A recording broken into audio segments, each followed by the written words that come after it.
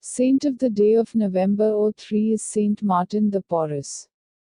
There are many supernatural gifts with which God adorned the humble soul of Martin the Porres, 1579–1639, a great Peruvian saint who did not have an easy childhood.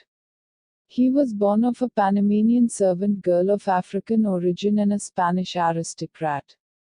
Until he was 8 years old, his father did not recognize him because he was mulatto. Then he repented and began to take care of Martin's education and that of his little sister Vanna. Growing up in an America that had already been evangelized by missionaries for decades, Martin soon felt the call of the Lord. When he was only 15 years old and he had already learned the barber's trade and had a passion for medicine, he went to the Dominican convent in Lima. Here he was welcomed as a donado, i.e. a tertiary, with the main duty of cleaning, which explains why the saint is often depicted with a broom. His superiors soon realized his extraordinary humanity.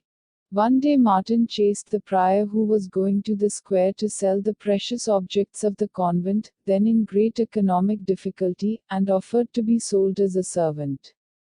He heard the answer, "Go back, brother, you are not to be sold." In the meantime he had begun to help in the infirmary of the convent, where he welcomed the poor and sick. He proclaimed to everyone the virtue of faith in God and gave advice on how to live it in daily life. His charity and great dedication to the order induced the superiors to let him make his solemn profession as a lay brother.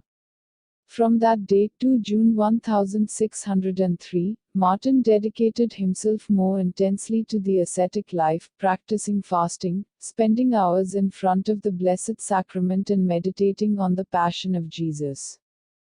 The bilocations, the ecstasies, the levitations, witnesses at the cause of beatification said they saw him raised a few inches off the ground. Prophecy and miraculous knowledge are some of the charisms he manifested.